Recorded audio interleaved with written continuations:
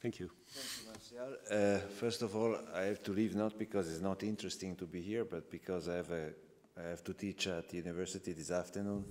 And so I'm very sorry because I would love to continue to listen to you. I would like to thank Professor Dvorak for inviting me here. It is basically already one of the first important answers for me. This kind of combined meetings, or let's say a meeting where not only lawyers are, but also scientists like you, is very important to understand much more. The title of my short presentation was CAS Perspective.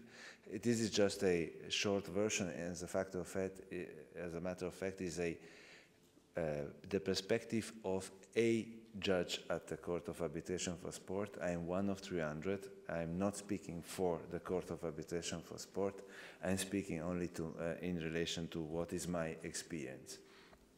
And if I look at my experience, and I think if we look to the past, we can learn something for the future, I have probably 4 important lessons to be drawn, or 4 challenges that are waiting for us, for all of us probably. And maybe just 1 minute before we go to these challenges to let you know what is CAS for those that know maybe this acronym but do not know this institution. The Court of Arbitration for Sport is a tribunal, is an arbitral tribunal, an independent tribunal. We have 350 lawyers on a list. If an association, an athlete, a federation, a National Olympic Committee, the IOC, FIFA, if a member of the sport family wishes to submit a case to CAS, can choose out of this list one of these members to be the one arbitrator, the other party will choose the second one, and then the president will choose the president of this tribunal. So we have normally 3 arbitrators. We have now also some cases with sole arbitrators, in particular the new WADA code foresees this. But basically this is it. And the first challenge now is if we look what happens before CAS. I know that some of you have already been there, and I was happy to listen to some of you. And actually, I think it's interesting to see how does a CAS proceeding work. Now, I'm not speaking about 30 minutes. Just in 2 minutes, you have to imagine an athlete filing an appeal against a suspension, for example, and so submitting a first written submission, and then maybe a second one, and then the National Federation or the International Federation filing an answer. It is basically at this point of time that the arbitrator receives from CAS 1 binder, maybe 2 binders, normally one or 2. We have some special cases with English lawyers with 25 binders, but this is rather the exception. So you receive 1 binder and you start to read. You don't know anything. Let's put it this way. It's your first doping case. You don't know anything about EPO. You read about in the newspaper, but you don't know about hemoglobin. Or you are like me, that you study law because when I see someone injecting something, I pass almost away. And I risk sometimes during a hearing to pass away when I hear about stories. So you are in this situation, you start to read, and then you see that next to the written submission written by the lawyer, you have some articles like those that we saw here, or articles that you wrote, and you start to read. Now, how much would you think that a lawyer can understand out of these articles? Even the most interested person will have a huge difficulty in understanding that. Then, as many of us, we all speak English, but a little number of us as English as mother language. So an additional difficulty. And then all of this applied to a single case, to a single story of a person there. So after that, you have the hearing, normally. The hearing, you have the lawyers talking a lot, and then the other lawyer talking a lot, and then you have the experts coming in, starting to speak about what they found, like Mr. Yanis did a few minutes ago. This could be also a testimony before CAS in relation to one of the case of these 20 or the other 20 athletes. how much do you think a lawyer, a arbitrator can understand of this? So I think really, first challenge, we must understand each other. And we did, I believe, and if I say we, I think the community of people trying to fight against doping, we did already a lot of steps. WADA is doing a lot of work. Some national anti-doping agencies, like I can say the Swiss one, do a lot of work. But it's still a lot to do. And I think, for example, common meetings like this one, where maybe more focused even really to understand each other, could be very important. But particularly we must understand, we cannot forget that we must understand each other. So this is maybe the first challenge. The second challenge, I think that many of you work with athletes, and I was indeed very impressed from the words of Professor Dvorak at the beginning. Many of you are medical doctors. You have indeed a contact, a link with athletes. Well, I think this is a second challenge. Why? Because many of you maybe don't know what happens to some athletes, like cases we had with a young rider that is put in a car at 2 o'clock in the morning, and he drives out from Italy to a country that he doesn't know actually where it's going, and he arrives at 4 o'clock in the morning in a small village, probably can be Croatia, Serbia, he doesn't know, Slovenia, he doesn't know, it must be that direction. At 4 o'clock in the morning, he meets a doctor, he doesn't know the name. The doctor gives him a couple of stuff, change the blood, injections and so on. He pays 10,000 euro, basically the salary of 3 months, and then goes home. The challenge is we have to remind ourselves that these athletes exist. These athletes are not those that have a lot of medical doctors helping them. And these athletes need of all of us, our formation, information. So this is the second challenge. How do we get to these athletes?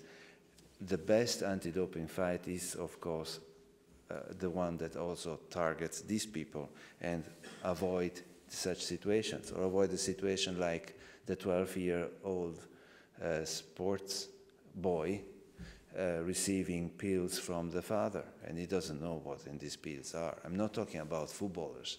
Frankly, I don't believe that much in what a footballer can say in a form, but I do believe to the 12-year-old boy saying, I took the pills because my father gave them to me. So this is maybe the second challenge. Information, formation, get to the athletes. The third challenge, if I look we are talking about cost just a few minutes ago. Excellent questions, Martial. I have to say, this is, I think, a common preoccupation for all of us. Lawyers are expensive. Research is expensive. Athletes, life, just one death is more than expensive. We cannot tolerate this. So where do we focus? What do we do next? I cannot speak about the scientific direction. I really don't know where it's best to go.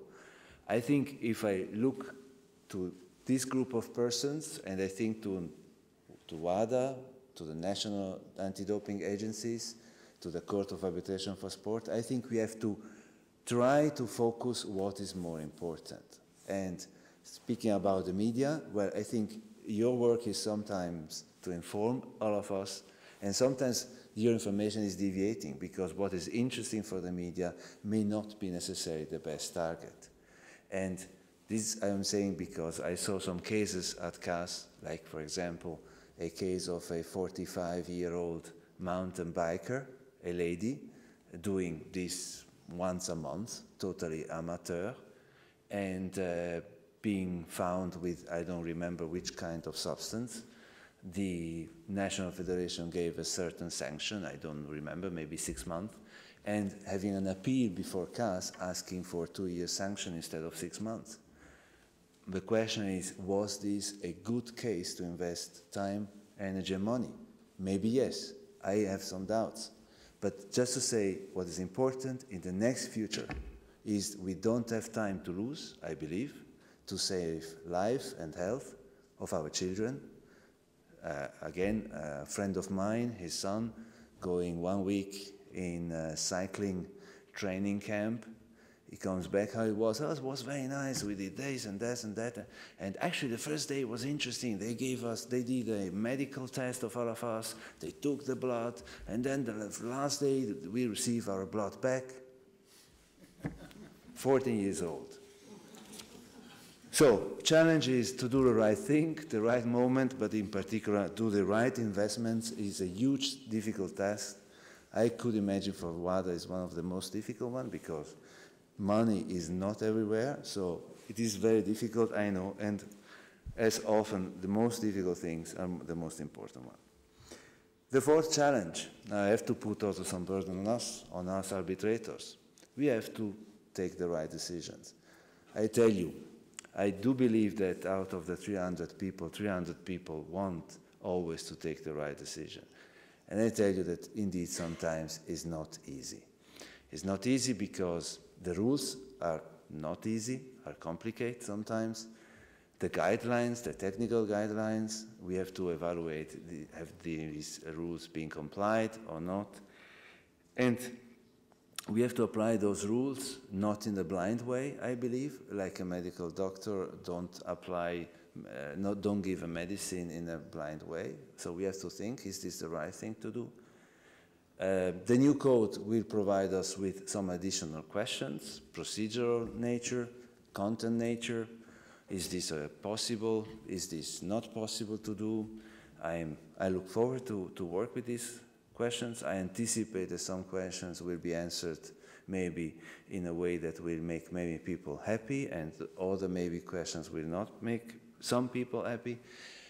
But for sure is this aim of getting the right decision something that we can reach more if we have your help, if you help us in understanding what is happening in a real situation, and maybe also to make understand us why a certain sanction from a medical or from a chemical or from a, let's say, substance point of view is the right sanction to take.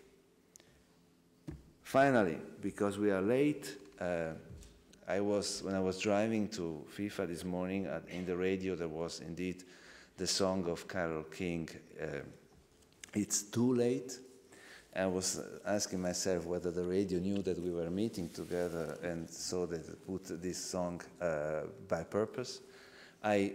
I do believe one thing, that all people working at the Court of Arbitration for Sport, like all people sitting in this room, have one thing in common: we love sport. Some of us love active sports, some of us love passive sports, some of us love both. And so I don't think it is too late to fight for a better sport. It is maybe just a little bit too late if we think that we did the most difficult part of the work. I think indeed a lot of difficulties are ahead of us. Personally, I am happy to be part of this room today because if we work together, even these biggest difficulties will be solved. At least this is what we will try to do. Thank you.